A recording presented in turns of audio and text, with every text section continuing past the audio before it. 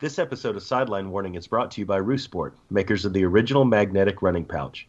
Whether you're biking, running, hiking, or even traveling, the Roosport clips to your waistband with magnets for an easy, convenient way to carry what you need without the bulk of belts or bags. Visit theroosport.com and use the code SIDELINE30, all lowercase, for 30% off their entire product line. Again, that's theroosport.com, promo code SIDELINE30. And now on with the show.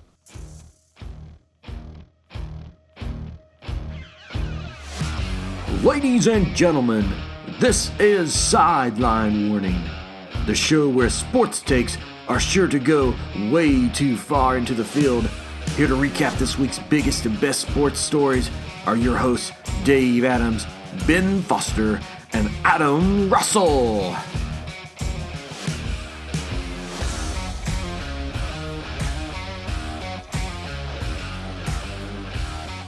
Everybody, welcome into Sideline Warning, episode 39.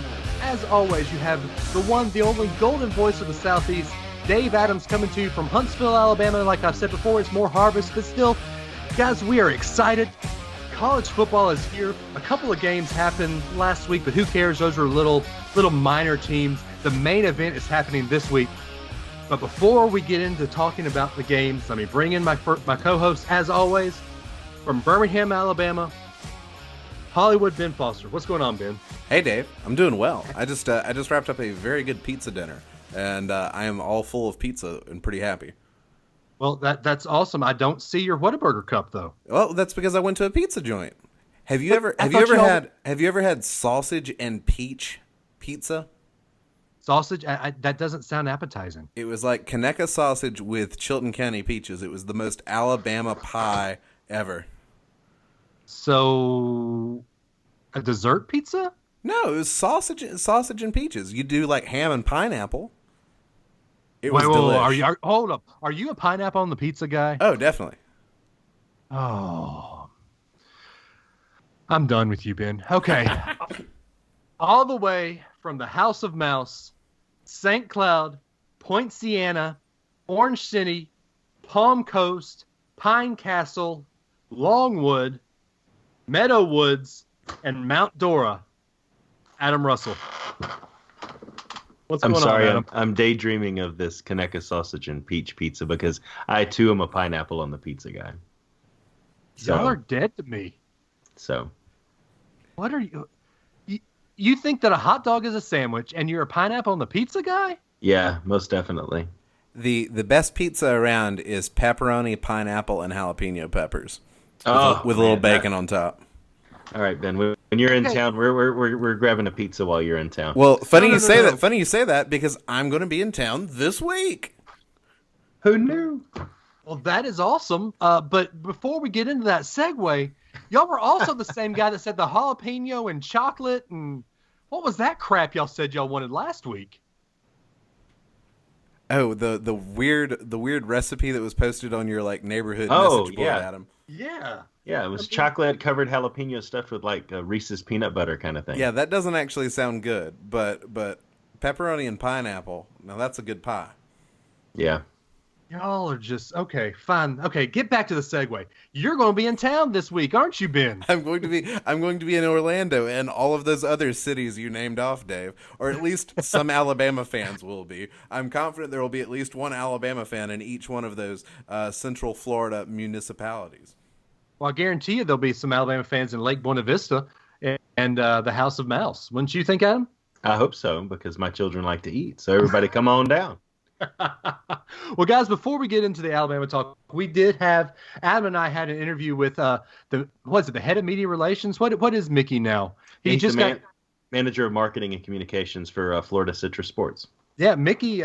We had him on when it was 100 days before football season, and here it is, just a handful of days of football season. But we've got Mickey Boylan of Florida Citrus Sports, who is putting on the kickoff classic this weekend that Alabama will be playing Louisville in, and so we will play that interview right before our break where we talk about Roo Sports. But guys, it reared its ugly head again, and we have to talk about the Urban Meyer situation. I don't want to get worked up this early into the podcast, but we have to talk about the Urban Meyer situation. It'd probably be better to get it out of the way. I was going to say the same thing, yeah. So the ruling came down. They suspended Urban Meyer for 3 games. The first game, he can't have any contact with the team. The final 2 games, he can prepare his team for the game, but cannot set foot in the stadium. I don't know who they open with, Oregon State. The second game is Rutgers, and the third game is actually a decent game, Texas Tech or not, Texas Christian in Arlington. So that's a neutral site game. That one might have a little bit of implication, but he can prepare the team for what they're going to see on the field. Talk to me what y'all think about this situation, because y'all know my take on it. Well, I think it's terrible, but also not surprising. I think once we saw how this investigation was taking so long, it was clear that what they were trying to do was figure out a way to buy some time to let the regular general public, calm down, so that way some of the heat was off Urban Meyer, because Ohio State was clearly trying to do anything they could to keep him, and they figured out a way to do it. Just a 3-game suspension. Yeah, and I think that it's a pretty disingenuous thing, too, because he's allowed to still be involved during those 3 games. So it's not a full suspension. And then he's back in time to have 2 full weeks to prep for Penn State, which is arguably their toughest challenge all the way up to the last 2 or 3 weeks of the season. So, it was a slap on the wrist in terms, because Oregon State and Rutgers aren't really going to stand much of a chance. TCU might be a moderate test, but the fact that he's able to help him prepare, he might as well be there. Day of, you have a way that your team's going to operate anyway. So does it say, Dave, he can have contact with anybody in the stadium? No, he cannot. Okay. He can't even be at the stadium. But he can't text somebody in the stadium and say, now would be a good time to change the quarterback? Well, you know what I mean? It's like there are ways, and it just to me just feels like too little. And at the time, I know I said last week, I mentioned to Dave and Ben earlier this week, I feel like I owe an apology that my starting point last week was that I would be okay with it. Now, after talking to these guys, after what we said last week, I said I'd change my mind, especially with what's come out. And I don't want to jump too far ahead of you, Dave, but like with what's come out now about the text messages and how the apology went and how the press conference went, how all of that went down, this absolutely is too light of a thing after you read the results that actually came out from the investigative committee. Well, one thing's for sure, if Urban Meyer is not able to set foot in the stadium and he is texting somebody in the stadium to tell them how to make changes during the game, he won't know how to delete the text messages. He's going to have to get some help. Buzzing. Yeah. But he did delete those text messages. They did come out and say he deleted text messages, which now after he got a staffer to help him. Right. Yeah. Which now they're saying could be a federal thing. He could be under federal investigation now by deleting these text messages. So I don't know. Let's get into the proceedings. By what I read into it, by what people are saying, there was a long and heated discussion between the president of Ohio State and Urban Meyer. Urban Meyer apparently went in guns blazing, saying that he thought that time served was enough. He thought that he didn't deserve any more setback. He thought he didn't deserve to be suspended anymore. But the president wanted to do it a little bit more. What do you think is going on there? Was Urban Meyer really being that haughty, or is this just blown up? Well, I think he has to come in with his starting point being nothing more than this. In any good negotiation, everybody takes their side, and they should put their flag at their best possible scenario. So I think he had to go in with that. I think it was very wishful thinking on his part that be all that comes from this, because Ohio State just had all the trouble that they went through not too long ago with Tressel, and now they're back in the spotlight for all the wrong reasons. And I think him winning helps, and I think that it feels like I said earlier, a slap on the wrist. But I think he had to go in that way to start off with.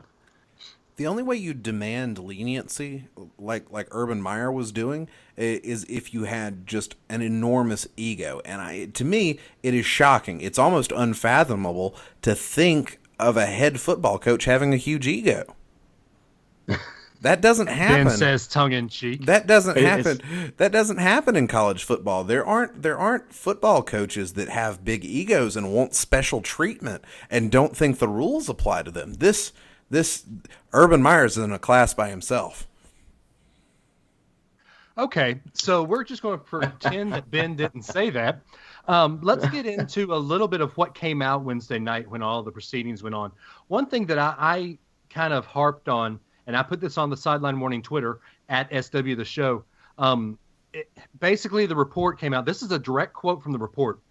As for Meyer's comments at Big Ten Media Day, while those denials were plainly not accurate, Coach Meyer did not, in our view, deliberately lie.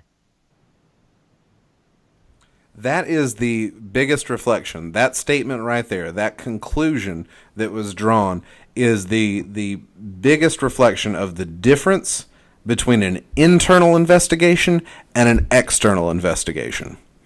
Ohio State conducted an internal investigation, and they concluded what was obviously a lie, that everyone knows is a lie, was not a lie.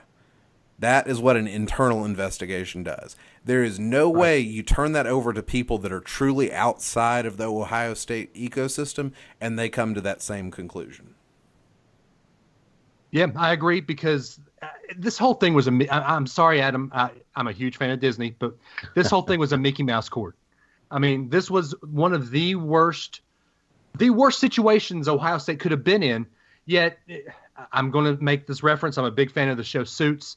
Basically, if you watch the show Suits, Harvey Specter was the lawyer for Ohio State, and he did the impossible and got him off right here, just by finagling the way things were saying. I mean, this is the 1990s, Bill Clinton. What is the meaning of the word is? Yeah.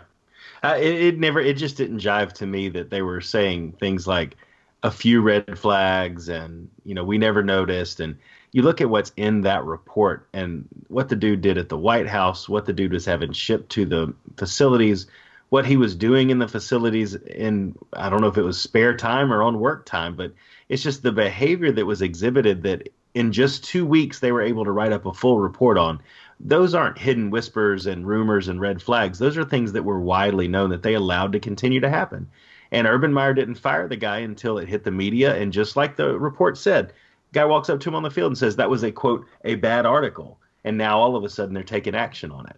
Now all of a sudden we're deleting text messages. And it's just like he was going to let it. And they admitted to protecting the guy.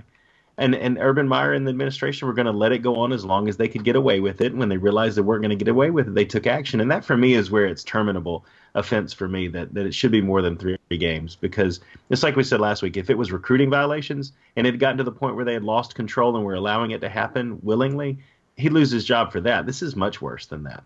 So it just didn't line up. It seemed like they were telling one story, but then the report had so much more meat to it than what they were really giving lip service to. Yeah, totally. And like I keep going back to this.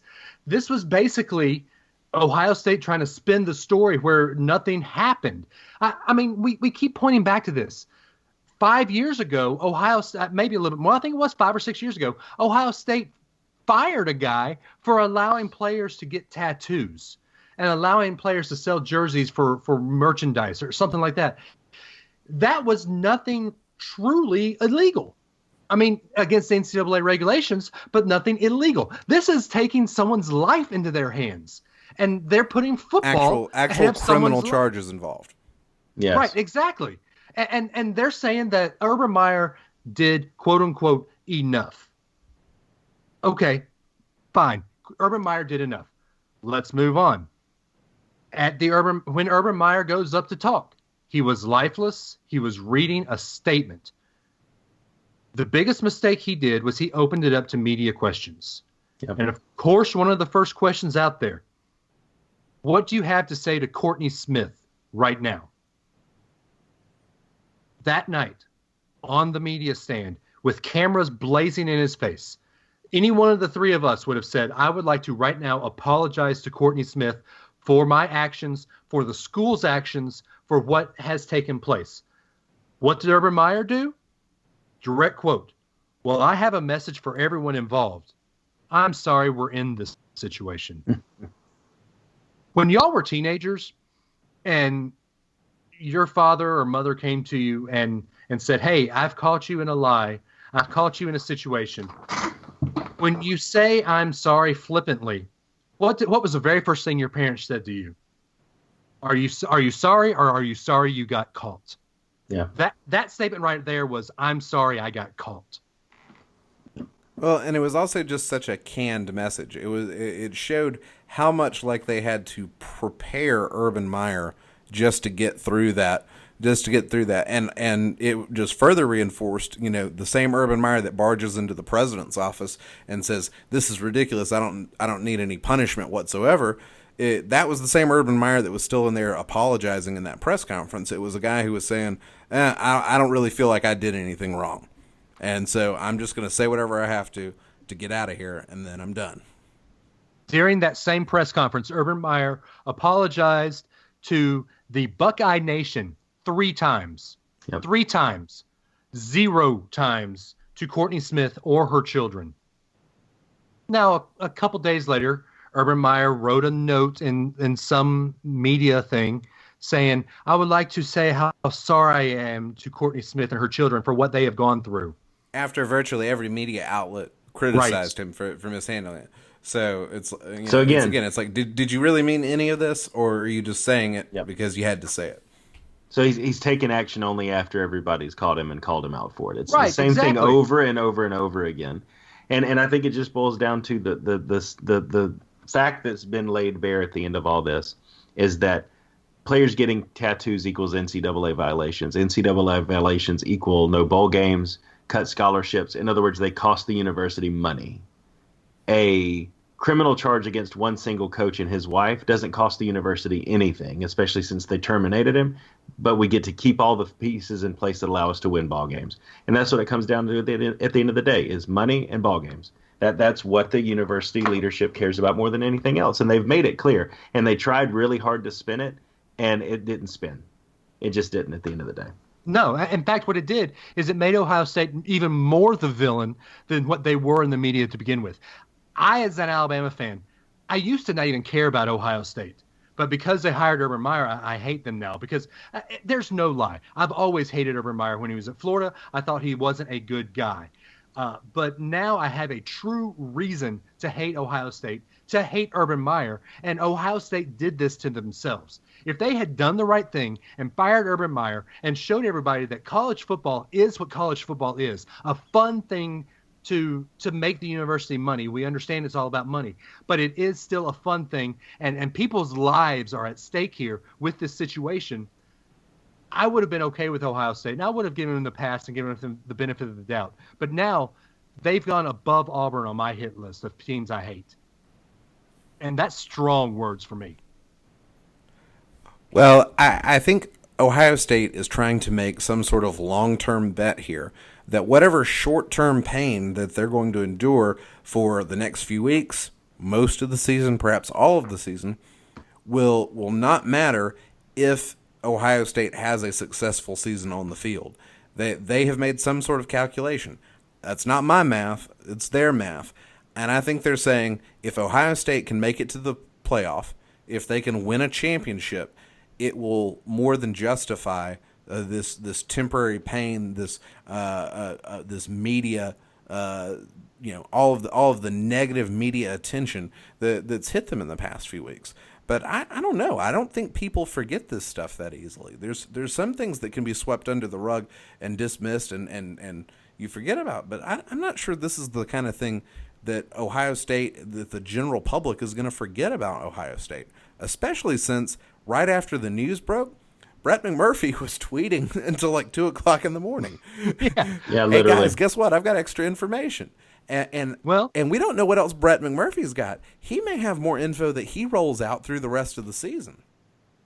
Yeah, for me, I mean, you're right, Ben. Nobody's going to forget. If they're standing there at the end of the year, and let's say he's hoisting that trophy, there's going to be approximately 75,000 people in Buckeye Nation that are excited. Literally the rest of the country would hate that moment because they allowed him to stay for the whole season, and by him being there the whole season after doing what he did, they've won a championship. I think the right thing for Ohio State to have done here, you don't have a program that's in a great deal of disarray. You don't have a program that's dealing with a lot of NCAA violations or anything that's going to gut the program. You just cut the guy. And the short-term pain then is now we have to go on a coaching search. But you've got a program that's in really good shape that could attract a really top-tier coach. May not be Urban Meyer, but it'll be somebody who's going to do well. Because it's not like you've got a program that's on fire, So yeah, I think the short-term pain should have been taken care of. Yeah. It's one of the best 5 jobs out there. Yeah, easily. I will say this, Adam, you made a point. 75,000 Buckeye Nation are going to be cheering, but the rest of the world's going to hate them. I think Alabama probably should be thanking Ohio State now, because Alabama is not, the number one hated team in the world, because Bama will probably be hoisting that trophy. But if Ohio State hoists that trophy, everyone's going to hate them. I want to bring up something. First off, Ben, you're talking about they're hoping it goes away. Well, what's been going on in the nation, I'd say the past 6-7 months, #MeToo. It's been this woman, this empowerment of women coming forward. In this #MeToo era, how is Ohio State thinking this is going to go away? I'm not saying it's a good strategy. I think it's going to be a pretty negative strategy for them, and I think that shows just how out of touch the Ohio State administration is with regular people. Yeah, and that's what it is. You have people that are not regular people that make their money off of regular people, and then choose to apply a different set of rules to their lives. That's right. Yeah. Urban Meyer is getting away with stuff that we couldn't get away with. Urban Meyer, there's not a person personally that you associate with that would be able to get away with what Urban Meyer is getting away with. Totally. And I want to bring up something. You say that, I think we had this discussion last week, would Nick Saban get away with something like this? Well, one of those tweets that Breckman Murphy tweeted out in that rash of tweets till 2 a.m., which if you could have read our Sideline Warning group chat on Facebook, it was me going crazy and Ben posting the meme of the Dave Chappelle cokehead guy saying, y'all got any more than Breckman Murphy tweets? Me going crazy. But one of the tweets might sound familiar to Alabama fans. Investigative reporters reveal in May of 2014, on a recruiting trip to Florida, of all places, Zach Smith ran up a bill on the University of Ohio State credit card at a strip club. Urban Meyer warned Smith that if it happened again, he would be fired. Does this sound familiar to you, gentlemen? Yeah, a little bit. I believe an Alabama coach got fired for that same situation, didn't they? I think there may have been a little bit more involved, but yeah. In general terms. They're rolling, baby. But yeah, I think that if this had happened at Alabama, this would have been handled differently. I'd like to think so. But that's just one of those things. I mean, that's where it's not like just the criminal charges that were brought against him. It's a pattern of behavior. And the pattern of behavior needs to be dealt with, not just fired when it becomes inconvenient to allow it to continue. So I'd like to think that Alabama would handle it differently, though. But we don't have to worry about that, do we, boys? Not right now. Don't. Because it is football season, and in just a mere number of hours. We're probably under 100 hours. It's going to be Alabama football. We will wake up one morning, and the shroud of darkness will be gone. College football is back. And like we said in the pre-show here, before we got into the meat of the Urban Meyer situation, we did have Mickey Boylan on earlier from Florida Citrus Sports to talk about the game and to prepare Alabama fans for what they're going to see when they get down to Orlando and what they can expect. So we're going to play that interview for you here in just a moment. When we come back, we're going to let you hear from our sponsors, Roo Sport, and then we're going to get into the three of us picking the top 25 and the SEC. Man, guys, it's great to have college football back, but we will see you on the other side when you're ready to hear our picks and then sideline warnings. Y'all have fun listening to this interview. All right, everybody, we're going to welcome back a friend of the show from Florida Citrus Sports, Mickey Boylan, the manager of marketing communications for Florida Citrus Sports. Mickey, I think the last time we talked to you was several months ago. It felt like the Camping World kickoff was forever away, and now here we are in game week. How are you, man?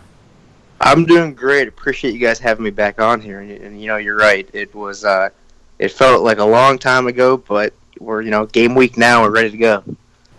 Yeah, I tell you what, I remember distinctly that we actually put your interview up when it was exactly 100 days away from kickoff. Well, here we are, a handful of days away. What's the atmosphere like in your office this week? Is it a buzz? Are y'all excited? Or are y'all nervous? What's going on at y'all's office? It is a madhouse. It's like bowl week for us, season opener, so we've had a little longer to prepare for this one. Normally we're finding out our teams in bowl season in December 1st or 2nd, preparing for a December 28th game. Obviously, we've known this game for 2 years, and we've had the full off season of fall camp to get situated. We also have another event at the stadium this week on Wednesday with Beyonce and Jay-Z, so there's some added presence around the stadium. The signage is all up there for our game already, so you can feel the excitement when you show up in the morning and when you're leaving at 10 p.m. at night. So are you guys worried? I mean, I saw a report out of South Carolina where I think it's the Gamecock Stadium. They had to replace the entire field because of Jay-Z and Beyonce. Any contingency plans you guys have running for that, or should you be okay? We should be okay. We saw that. We've discussed. I think this is another bonus of having AstroTurf. Well, it's not even AstroTurf. It's I'm not a turf grass guy, but it's some kind of special turf. We have it in our media guide. It's like 3D, 8,000, blah blah blah, all that good stuff. But it's going to come in handy because I saw that. I saw the unfortunate circumstance that happened in South Carolina, and that was quite the price tag I think they put on to replace that. But I did see that the Live Nation or whatever the tour, whoever runs that tour, did pay for that. So yeah.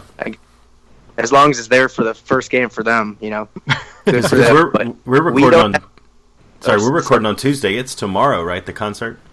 Yes, that is correct. It is Wednesday night, 7 p.m. I believe it starts. But the plan is as soon as that show ends, around midnight or so, they are gonna clear everyone out, start taking the staging down. By noon on Thursday, the whole field's gonna be clear, from what I've been told. They're going to touch up everything on the field, the paint with the team logos and the kickoff logo and things like that. And by Friday, it should be all set, a day to water and take care of the edges and get that thing ready for game day on Saturday. Well, that's pretty cool, Mickey. Hey, so you talk about game day on Saturday. You said by Thursday, everything is going to be, tents are going up and everything. Tell us about the event surrounding the game.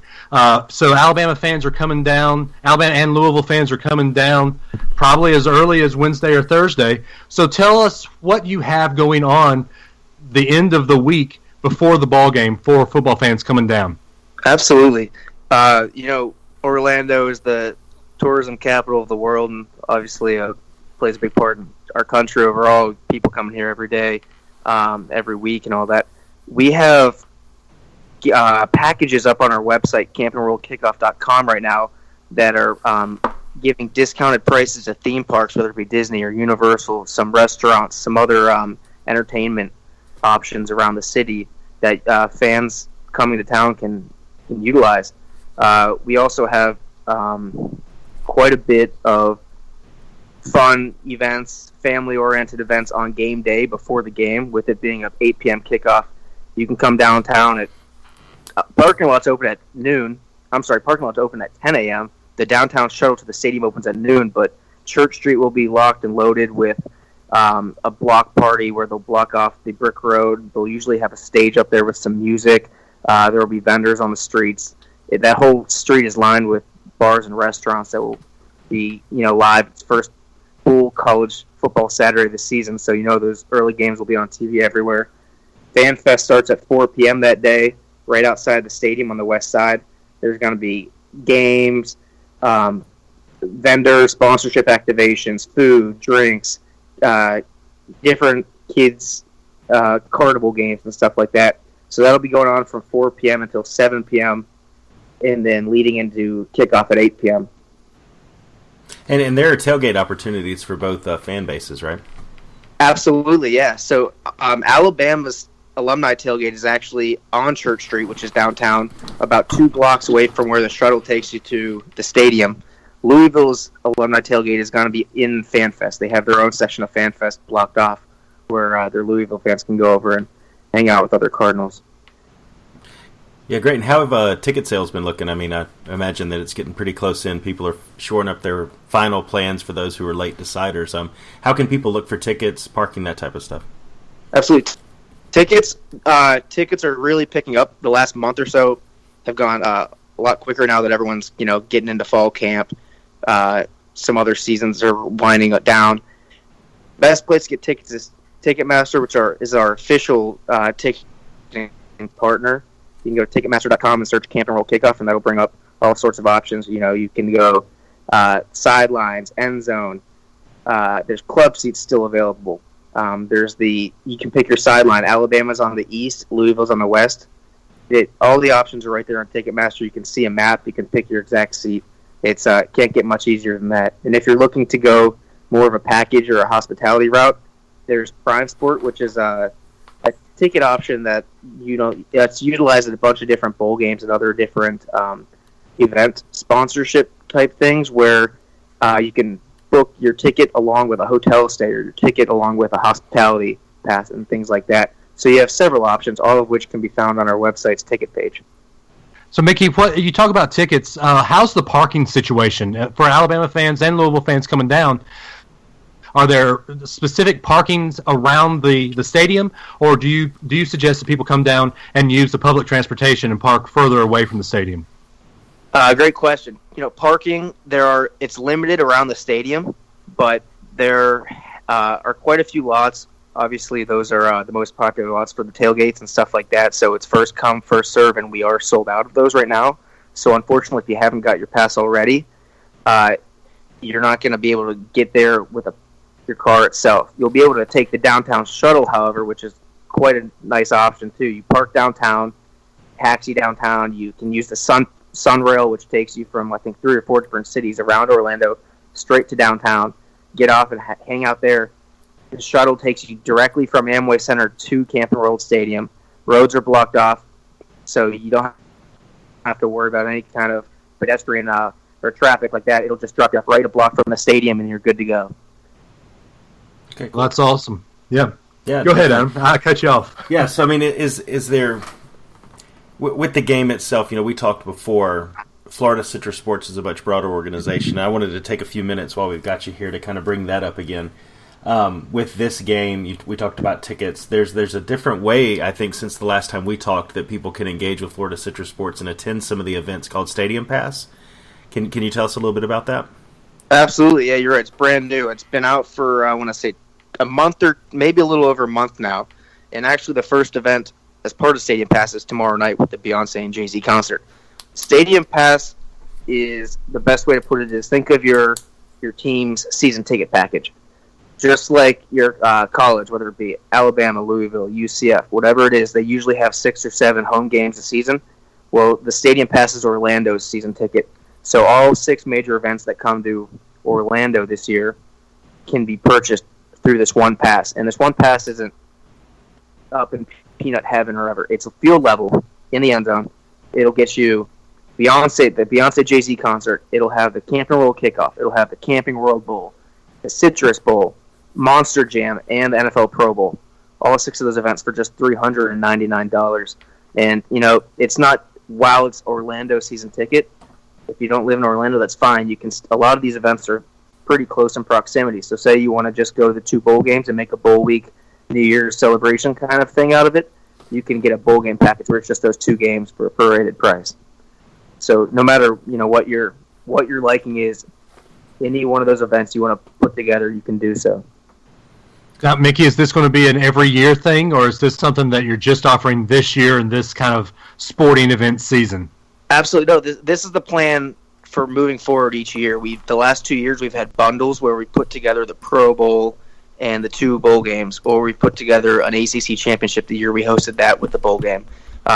Now that with the stadium renovation happening 3 or 4 years ago and, started to take off, we're starting to get more big-time events coming into the stadium, and the plan is to keep building those and building a bigger schedule so we can get 6 or 7 big events next year, 8 or 9, and just keep building off of that so that season ticket package becomes similar to Disney season pass or a Universal annual pass and something like that people in town can rely on each year, so it's consistently getting into those big games that are Orlando's major outdoor stadium. So when Vince McMahon brings WrestleMania back to Orlando, Camping World Stadium, that means that'll be part of that ticket package? We have our fingers crossed. The cool thing about this is that when different vendors come in with their events, we get to work with them. So we don't own Monster Jam, we don't own the Beyonce and Jay-Z tour, Live Nation and Feld Entertainment, but we've worked with them so much that that we've built a bit of a partnership, and we've had the ability to work it out in our plans. So that's the hope with other events coming to the stadium each year, that we'll find a way to work in a way that's best for both parties. And that's impressive, Dave. You found a way to weave wrestling into even this conversation. So I'm proud of you, man. Hey, I brought it back because I remember Mickey likes wrestling. So that's a skill. I love it. So, and I know beyond just the sporting events and concerts, there's other stuff that go on too. I'm actually looking at trying to go to the Feast on the 50. And there's some other things like that too that FCS has, right? Yeah. So the stadium pass we created was a way for those who may not have the time or the ability to be a member. I think we have 12 different membership levels, so there's usually something there for anyone. But say you're just interested in coming to the events, that's what the stadium pass is for. Now, Feast on the 50, like you mentioned, is one of our marquee events that is not a sporting event, and that happens every year. I want to say we've got to be going on the 28th or so year. I know I was speaking with one of our executives a couple weeks ago, and she started here in '92 and said it was going for a couple years before that. So it's probably one of our longer events besides the Citrus Bowl, which is going into its 74th year.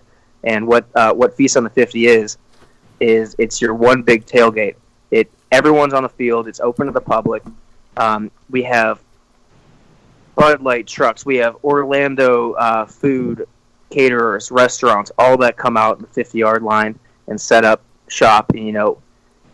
There's different alumni tailgates. Alabama's there. We actually, I think last year, had every single team from all four of our partner conferences, being the SEC, the Big Ten, the ACC, and the Big 12. Every one of those alumni chapters came out, set up a tent on the field, and brought some of their hometown goods, if you will. So it's cool to see, because it's usually on a Wednesday or Thursday night, so you're getting ready for the football weekend, and it's just a great family event. I mean, we had 7,000 or 8,000 people just on the field alone last year. It's a sight to see. It always ends with a fireworks show over the lake, which is just outside the stadium on the north end. And it's right as soon as the sun goes down, those fireworks come up, and it's quite a sight. Yeah, I'm taking my son to the game on Saturday, and I'm excited about taking him to the game and then going back to that with him so he can actually be on the field. So He'll get to see both sides of it. It'll be fun. So great. Yeah, and I don't know if you made it to the Pro Bowl last year, but they had a cool little thing where the kids could run the field after the game. So they all, as soon as they cleared off the field for post-game interviews, the line of kids came out there and were running laps around the field. It was pretty cool to see. That's great. Well, cool. So as we're heading into the last few days before game day, as people are getting into the area, as they're trying to figure out more about planning their actual day at the stadium, how can they connect with you guys on social media and keep track of what's going on?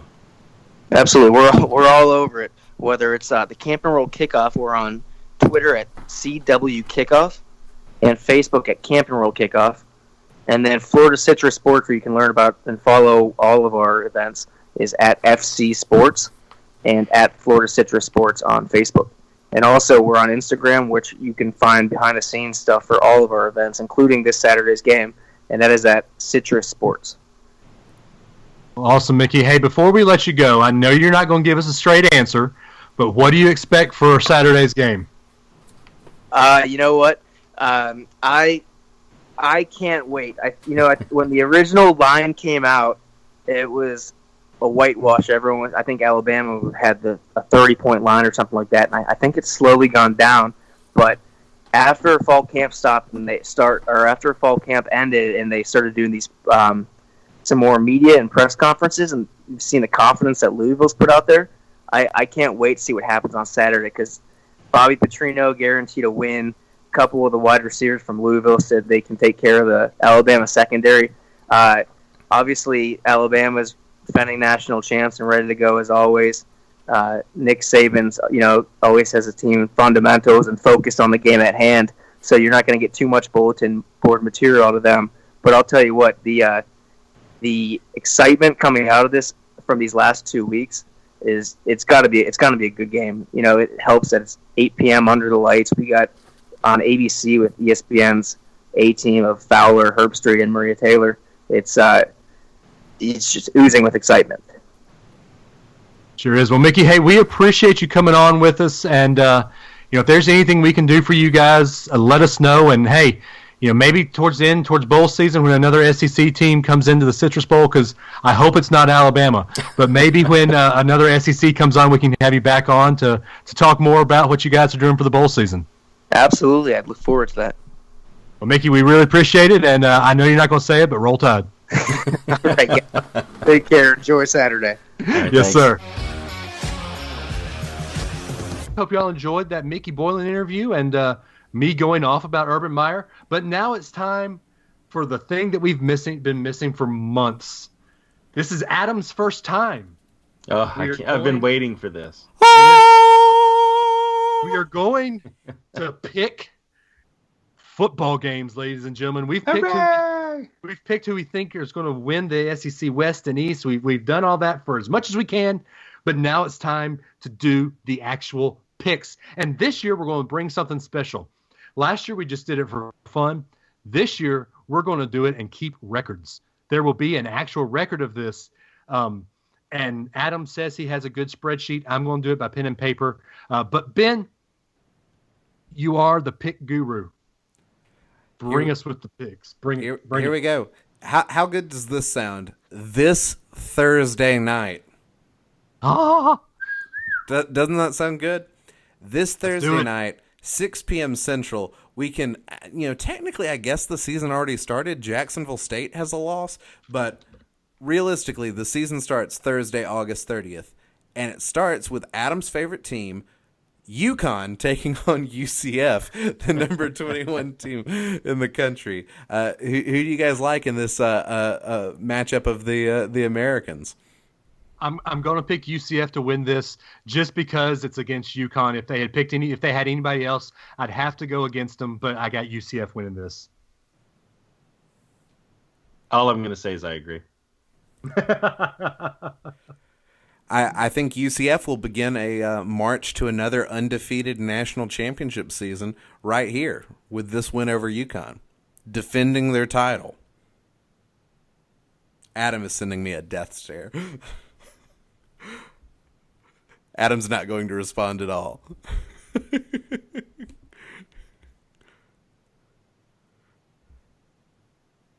Because the call froze.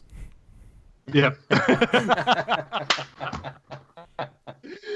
All right. So, do we just go from your pick, Ben? Yeah, we're good. I'll fix that. Okay.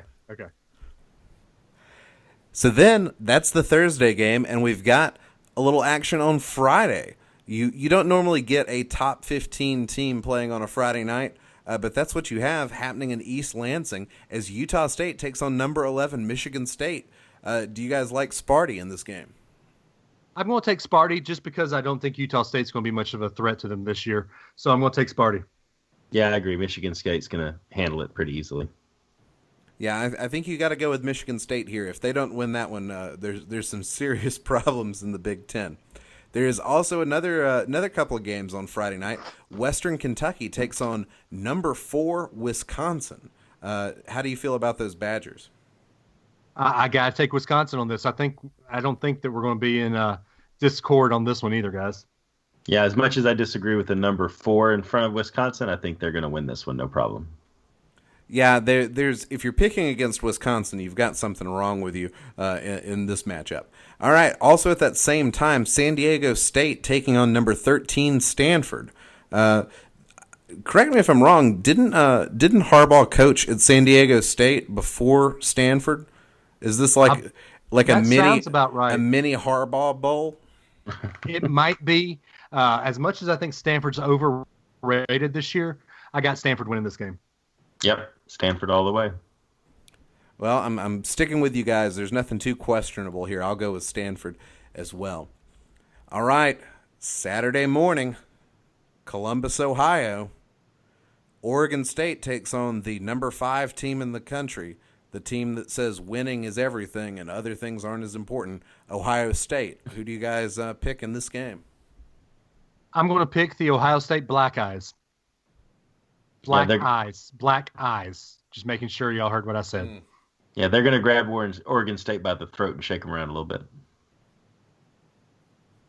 Maybe Ohio State is so discombobulated. Maybe the Beavers are ready to just chop down some trees, and that happens to be a Buckeye tree. What do you think? No, not so much. No, I'm going to go with Ohio State, even though I will never root for them this season. I'm going to pick them here. All right, the Lane Kiffin Show. The Lane train pulls into Norman, Oklahoma. Florida Atlantic. The Owls are flapping against the Oklahoma Sooners. Who do you pick in that early morning game? this is tough because I really want to pick Lane Kiffin and the Florida Atlantic Owls. I think Kyler Murray is too good of a quarterback. He did choose to come back and play quarterback instead of going straight to the Oakland Athletics. I'm going to take Oklahoma, but it will be closer than most people think. Yeah, we're on exactly the same page, Dave. I looked at this one. This was one of the first ones where I was like possible upset special, right? But I don't think Florida Atlantic's quite to that caliber, so I think Oklahoma's going to roll. Hey, what if Florida Atlantic is this year's UCF? And what if a frog had wings? It wouldn't bump his butt every time it jumped. I'm just saying, what if? I'm not going to pick Florida Atlantic, but I am going to ask what if. I will take the Sooners here and have them pick up the win. Well, sooner or later, Lane Kiffin will do it. Oh, man. Also at 11 a.m. Also at 11 a.m. Southern, Avery Johnson's alma mater, takes on number 16 TCU. This should be an easy win for the Horned Frogs, right? You had to get a basketball thing in there, didn't you? Hey, I'm just connecting the dots for everybody. Yeah, it's well-rounded. Yeah, TCU. Yeah, you got to pick TCU. That's definitely there. All right, 23 Texas is on the road at Maryland, who is also having some coaching problems due to some very serious circumstances that we've discussed previously on the show. DJ Durkin's not going to be coaching in this game. The game is at Maryland, and Maryland has upset Texas in recent seasons. What's going to happen here with number 23 Texas on the road? Texas wins this game, but keep in mind, Tom Herman isn't as clean as he wants you to think because Brett McMurphy has indicated that Tom Herman has been in some of these Zach Smith circles. So that might weigh a little heavy on the Texas team, but Maryland is in such disarray. Texas is going to win this. Yeah, if it hadn't have been for what Maryland's been going through, I might have picked this as an upset, but I got Texas too. Yeah, I'm with you guys. It's just been too emotionally trying for Maryland right now, and in the aftermath of everything that went on, too much disorganization. I'm going to pick Texas here, and that'll be that. All right, in the state of South Carolina, there's a couple of teams playing. Furman takes on number 2 Clemson. Folks think Clemson could be playing for a national title again this year. Surely they're not going to have trouble with Furman. If anybody picks Furman to win this game, I'm kicking you off my podcast. Then I shall pick Furman. No, I'm picking Clemson. Yeah, I think you got to go with Clemson here. There's not too much questioning there. Austin Peay takes on number 3 Georgia in Athens. Is anybody in their pick going to say, "Let's go Peay"? Sick 'em dogs. Sorry, you got me with that one, Ben. Georgia, yeah. The Fighting Kirby's are going to look pretty smart on Saturday. That was almost as bad as my Sooner joke. No, that was good. Sorry. All right. At 2:30 game, Appalachian State takes on Penn State. Will the Mountaineers find their way up the mountain range and run into some Nittany Lions? No, I've got Penn State as one of my potential playoff teams. Appalachian State may be hot, but it's going to be cold when they play Penn State. Wow. Penn State. I got nothing. He's other got than nothing. that. Well, here's what I've got. I've got a memory of Appalachian State beating Michigan, who's also in the same conference as Penn State. They did it before. They can do it again. But not this time. Penn State's going to win big and win convincingly over App State. All right, UNLV takes on number 15, Southern Cal. What happens in Los Angeles, guys? Fight on. Yeah, USC is going to take it to him, no doubt. Yeah, I don't think there's too much to worry about here. Here's an interesting matchup, or at least I think it's interesting. Number 22, Boise State, travels to Troy, Alabama to take on the Trojans. Can Troy pick up a home win here against a somewhat formidable program in Boise State? I really want Troy to win because my little cousin is a freshman down at Troy. This will be her first college football game to go to as a student, but it's not going to happen. Sorry, Anna. Boise State is going to upset your very first collegiate football experience as a student. Boise State wins this one. Yeah, I don't know, man. It feels like Boise State's that team that's always hanging around that 20 to 25 mark, and Troy is the team that could make it if they strung a season together, but I don't think they're gonna break it this time. I think Boise State too. Everything says Boise State should win this game, but it's just strange that they're coming down to Troy. That doesn't seem like the usual type of game they'd start the season off with, and maybe it'll be somewhat of a letdown for Boise State. You know what? Upset special. I'm taking Troy. I am taking Troy. It's happening. That's what I'm going with. It's taken 13 games, but we are finally not all agreeing. Finally, shaking things up. Here's a place where we may not agree, a 6:30 game between number 14 Michigan and number 12 Notre Dame. Whoever loses this game, their head coach is automatically on the hot seat, if not already. What's going to happen between Michigan and Notre Dame? I've got Michigan winning this game on defense alone. I've looked at this one. I love this game. I've actually got this one circled so I can watch a little bit of it while I'm in a hotel room waiting for the Alabama game to start. But I'm going to pick Michigan to win in a slight upset in my book. Yeah, I think if I look at just the two coaches alone, and I think who should be on the hot seat first, it should absolutely be Jim Harbaugh because of what he was expected to do at Michigan. I think at Notre Dame, you've had all of the ups and downs. You've had him blaming players and all the stuff he's gone through. But Michigan has not done anything. I think this is the season where they actually change that a little bit. I think they start to come out as what people would have expected them to be. I don't think they're going to be a playoff team, but I think they're going to make a good run at it. So I've got Michigan. Yeah, for me, I am tempted to pick Notre Dame. They seem like they should have things together better than Michigan should, but I just like Jim Harbaugh too much. I don't like Michigan that much, but I do like Harbaugh, and I want to see him finally start to get some traction there. So I'm going to be a Michigan man for this game and pick the Wolverines. All right, we've got Bowling Green taking on number 24 Oregon. Who's going to pick up the win there? Former Alabama offensive line coach Mario Cristobal getting his head coaching debut up there in Oregon. I got to go with my boy Cristobal, Oregon. Yep, quack quack, go the Ducks. They're going to take it. I gotta go with Cristobal as well, and also my second favorite strength and conditioning coach, Aaron Feld. # fill the sleeves. Love that guy. So quack quack quack. Let's go Ducks. All right. There is a Sunday game because the NFL has not gotten started, and it's probably one of the best games of the weekend.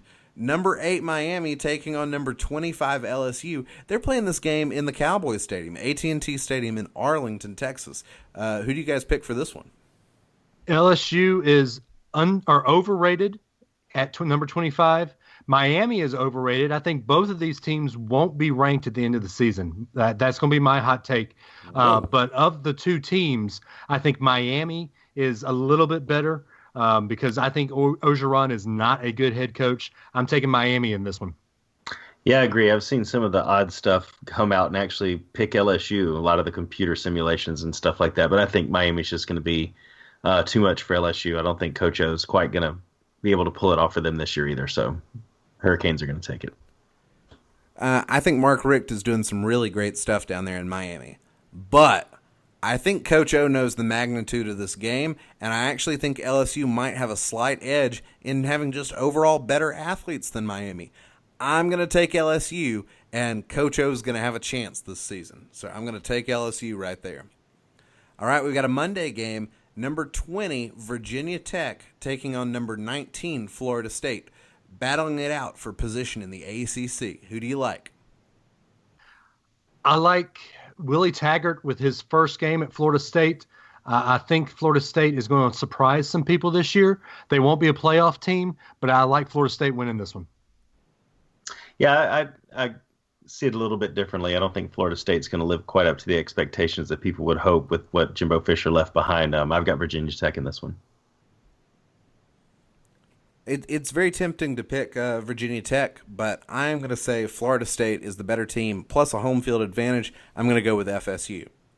All right, it's time to pick the SEC games. I accidentally threw in Austin Peay and Georgia earlier because I had to make my Austin Peay joke. And Miami LSU. And Miami LSU, because I just forgot. I forgot. ESPN's website's terrible, and it won't let me sort by Southeastern Conference. So I'm going back to pick up what I left off. I also forgot LSU was in the SEC. No, not really.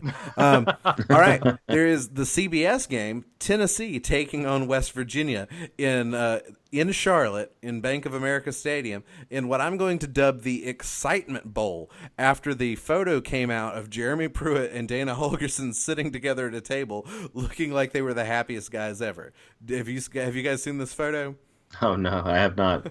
They are both sitting there, and they look like someone shot their dog. Neither one is smiling. They're sitting at a table together, and they have the saddest, frowniest faces on ever. So that's why I'm calling it the Excitement Bowl. Who do you like with Tennessee unranked versus number 17, West Virginia? I like Jeremy Pruitt. I like the man. I hate the color. I hate the school. I hate the athletic director. There's some pumpkin-wearing, garbage truck convention fools. I hate all them quarterbacks. West Virginia in a huge rout. Yeah, I don't know about huge. I think it'll be close there for a bit, but I think West Virginia is going to win this one. I think West Virginia is the better team. In a couple of years, I'll be very tempted to pick Tennessee, but for right now, West Virginia is the team to beat in a game like this. All right, let's see. What else did I forget? Yes, Stephen F. Austin versus number 18, Mississippi State. They're playing in Starkville. What happens in this game, guys? Mississippi State does not have Nick Fitzgerald. I'm not quite sure what he is suspended for, but he is suspended for this game. It doesn't matter. Mississippi State can play their fourth-string quarterback, and they'd still beat Stephen F. Austin. Yep, absolutely agree. Bulldogs win. Yeah, no reason not to pick Mississippi State there. Okay, we've got a couple of games left to pick. The next one is a Saturday game at 2:30, and it's a battle of top 10 teams. Number 6, Washington, taking on number 9, Auburn. And earlier in the week, Coach Peterson said that Auburn looked very good because their defense looked like an Alabama defense. Is that a compliment or an insult to Auburn fans? Who do you guys pick in this game? I said my hot take earlier a couple weeks ago. I think that there will be 3 undefeated teams in the SEC in the first or second week of November. One of those undefeated teams being Auburn. I've got Auburn winning this game in a very, very close margin. Whoa. Yeah, I don't disagree that from a conference standpoint, Auburn would be undefeated, but I don't think they'll be undefeated overall. I think Washington takes it. I think Auburn has everything they need to be able to make a good run, but they're playing in the Mercedes-Benz Stadium in Atlanta, and we know how the last couple of games went there. You know, last time Washington was in Atlanta, they also lost, but they haven't played in this Mercedes-Benz Stadium. They are undefeated in that stadium, and I'm predicting that will continue with the Huskies picking up a win on Saturday. All right, one game left to pick, and we need to actually talk a little bit about what we think is going to happen. It's Louisville versus number 1 Alabama.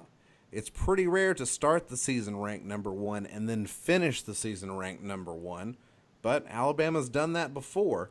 What do you guys think is going to happen in this game? What are the keys to the game? So keys to the game is, can Alabama's defense stay at home?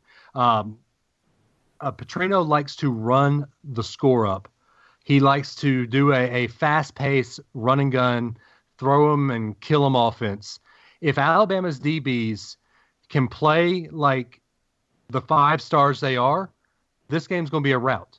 If Nick Saban and Scott Cochran and Tosh Lapoy and everybody has put the bulletin board material up like they should, this game will be a rout. So the key to the game is make sure that you stay home, you do your job, and do exactly what you've been coached to do.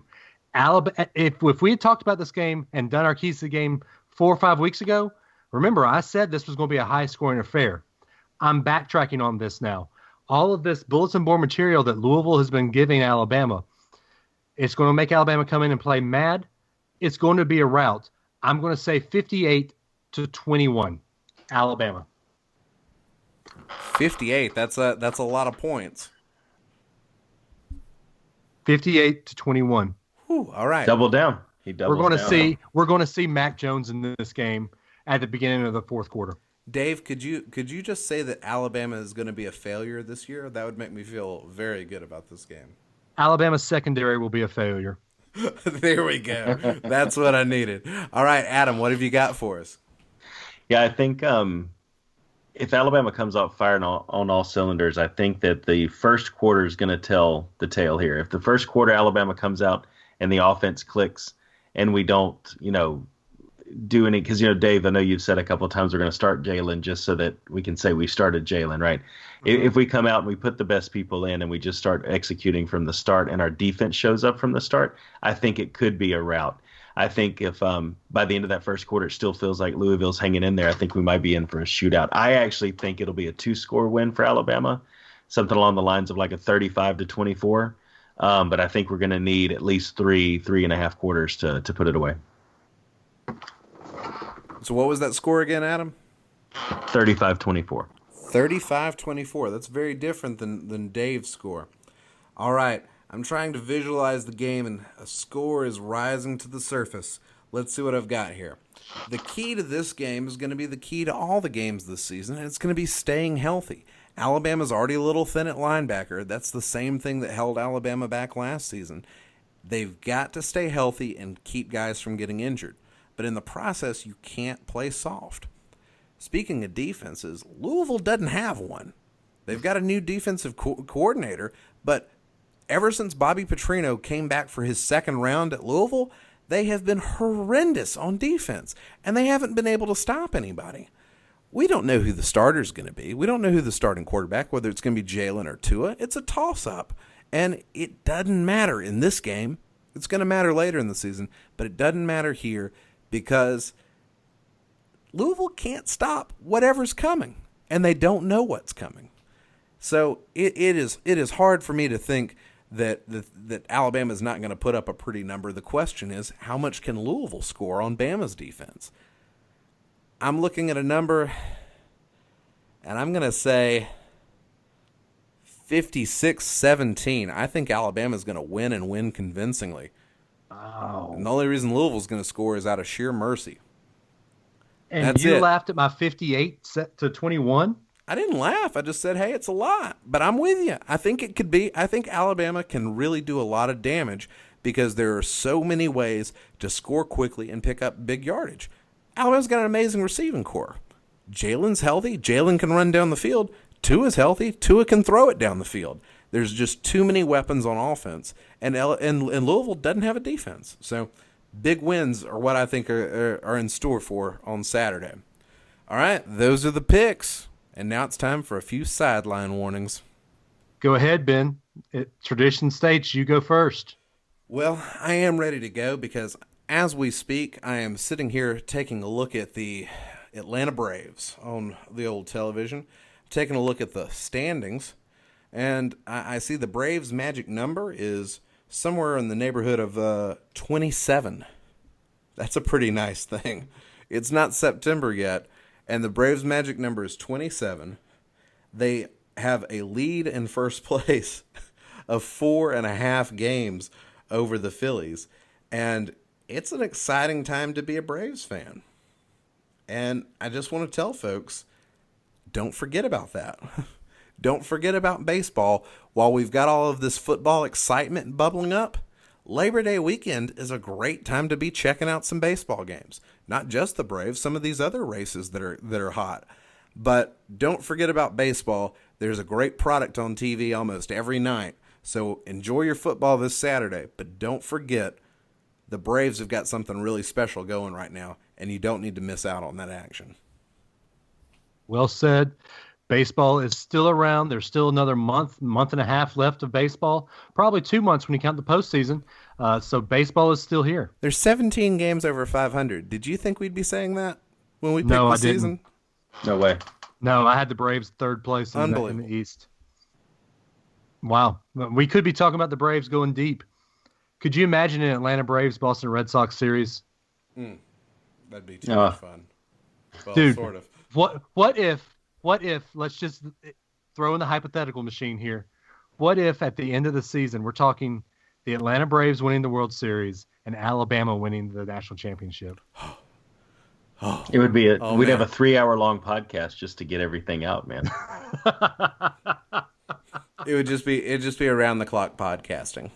I'm okay with that. My wife might not be, but I'm okay with that. Adam, hit us with your sideline warning, even though you're going to say something I don't want to hear. Oh, what? UCF?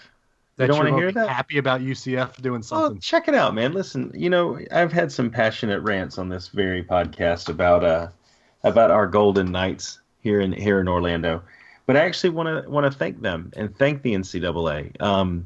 So the NCAA put out their latest records book, and it actually lists UCF as a co-national champion with Alabama based off the Collie matrix, whatever it is, a former BCS computer that still publishes their rankings every year.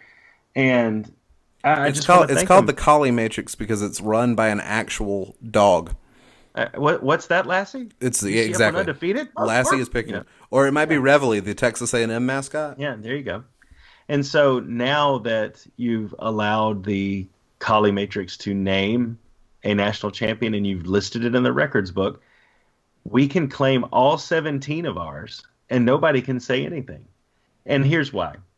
In 2016, the national champion, as awarded through the process, was Alabama. The Collie Matrix, was Clemson. The Collie Matrix picked Alabama. So we didn't list Alabama there. In 2012, national champion was Alabama. The Collie Matrix picked Notre Dame. And in 2011, the national champion was also your Alabama Crimson Tide, and the Collie Matrix picked Oklahoma State. So go ahead and list it. It's fine. But if we're going to, this is the only time the NCAA has ever listed that the Collie Matrix picked someone different than actually won it. And it's because UCF was undefeated, whatever the reasons are. But I don't want to hear from anybody a claim to any of the pre-1930s, 1940s national championships that Alabama claims. Because if UCF can claim the Collie Matrix for the only year that the NCAA has ever used it as a measure, alone as a co-champion, then we get to claim everything. So thank you, UCF. No one can laugh at 17 anymore. Adam, as an Alabama fan, I don't want to claim 1941. Why not? We lost 2 games, and we actually lost the national championship. Okay. I would like to claim 1966, but not 1941. Were we not awarded the 1941 national championship by the 1941 version of the Collie Matrix? We were, but then I we don't get like to claim it. Well, too bad. We have to now. The NCAA forces us to. Well, Ben, help me. Dave mentioned an extra one, so Adam, that means you could actually knock it up to 18. Yeah. Actually, I think that by that matrix, we can actually claim like 23 or 24. So, hey, update the merch. Let's go. Let's do it. All right, guys. Y'all, I'm going to get a little religious here. At church this Sunday, my pastor got up and he made a point to say, hey, everybody, I do this every year. Want to remind y'all, this is the last Sunday without football. This is the last Sunday before college football. And, of course, the crowd, the congregation got excited. But my pastor made a point to say, these are kids playing this game.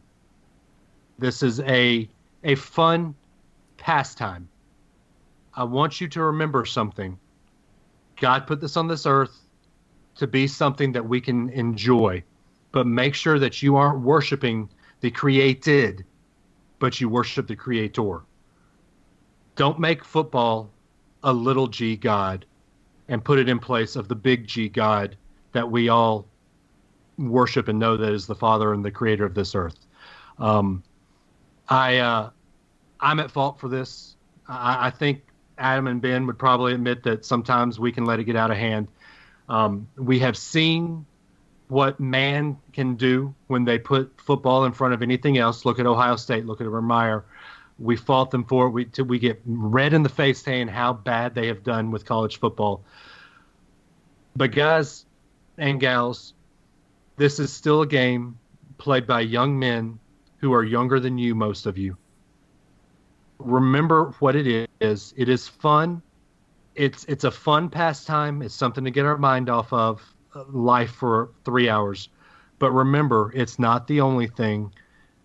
It's something that we can put in front of God and in front of our worship of the Creator. So remember, while we have fun, while we love talking about it, there is something more to life than college football. There's something more to life than baseball. And that is the eternal life that I have accepted, that I know that God is coming back, and he's coming back to take me home at one day. So look towards that. Don't put your hope in Alabama winning a national championship. Don't put your hope in Auburn winning a national championship. Put your hope in Christ. And that's all I got to say about that. Remember, it's fun. It's a lot of fun, but there can be a disadvantage of putting it in front of what's really important. And that's all I got to say. Well said, Dave. Thank you. But guys, it is coming. It's college football, ready or not. It's something fun to talk about. It's something that's going to dominate the conversation, the airwaves on ESPN for a couple months to get from now. But you guys, if you want to talk about it, if you want to talk to us about it, Adam, can they call the show? They sure can. They can give us a shout at 931-44-BLITZ and leave a voicemail there. And we'll play it on the show, give you our take, and give you a little bit of airtime to share with everybody what your thoughts or what your questions are. So 931-44-BLITZ. Yep. You can also leave us a tweet. We are on Twitter at SW The Show. You can find me on Twitter at DAdams419. Find Ben on Twitter at TheBenFoster. And Adam is trying to get in a Twitter war with Tony the Shark for Ole Miss. He is at Run Tide Run. Yeah, I'm trying. He just won't bite. Oh. That's very inappropriate for the Shark. What if you tried to go at him at baby shark do do do do do baby shark do do do do. What is this? Only people with kids understand that. Look it up on YouTube. You'll love it. Yeah, after the show, look it up on YouTube. But there you go. You can also find us on Facebook. We're at facebook.com/SW The Show. Find us and join our Facebook fan group, Sideline Warning Facebook fan group. You can also find us on Instagram. We are at SW The Show as well. But guys, college football is here. We love it. But like I said, it's not the main thing. But guys, we will talk to you next week where we'll all be on location. I'll be in Orlando. Adam, of course, will be in Orlando. Ben will be in Rome somewhere, I think, Italy somewhere. We're going to try to get him. But Adam and I will definitely be recording a show somewhere in the Magic Kingdom location. Maybe at a resort, maybe not the park itself. But we will see you guys next week when Alabama routs Louisville. And as always, we love you. And roll tide. Happy Labor Day.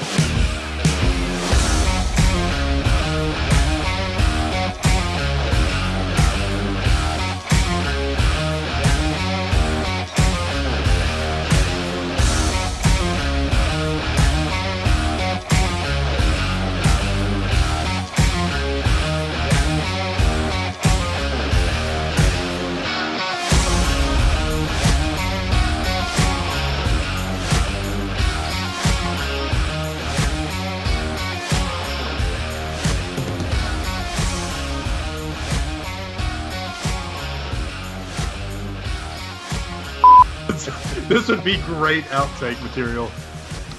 All right. I'm recording now, so. So get back to your banter. So start being funny. Dance, monkey. Adam, what you got for me? I've got nothing because Dave just said, I'm big on do talk. I don't know what that's all about, but you can test my levels while Dave figures out basic English. I've never been happier to be recording like 100 miles away. We didn't disagree much at all on our picks. You're not going to. It's week 1. Yeah, exactly. I'm the only one that picked Auburn, though. I'm kind of shocked. Well, you always have been the biggest Auburn fan of the three of You us. say that, but that never happens. Your video is frozen up, Ben. No, I'm just not moving.